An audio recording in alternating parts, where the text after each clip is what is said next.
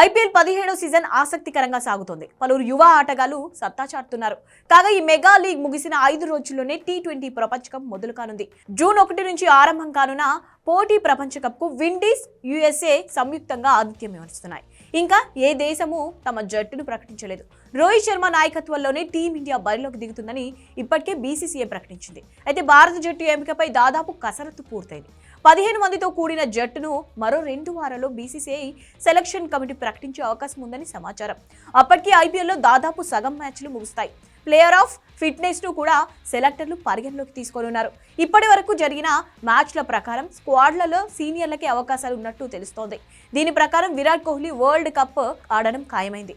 2 లేదా 3 మార్పులు మాత్రమే ఉండనున్నాయి. ప్రస్తుతం ఐపీఎల్ సీజన్లో ఫాస్టెస్ట్ బౌలర్గా మారిన మయాంక్ యాదవ్ను జట్టులోకి తీసుకోవచ్చని క్రికెట్ విశ్లేషకుల అంచనా. అతను ఫిట్గా ఉండటం చాలా కీలకం. దాదాపు 15 నెలల తర్వాత మైదానంలోకి అడుగుపెట్టిన రిషబ్ పంత్తో పాటు రింకు సింగ్, యశస్వి జైస్వాల్ అవకాశం దక్కనుంది. ఇదిలా ఉంటే మే 1 నాటికి ప్రతి టీం తమ జట్టు ప్రాబబుల్స్ ను ఐసీసీఐ కమిటీకి పంపించాలి.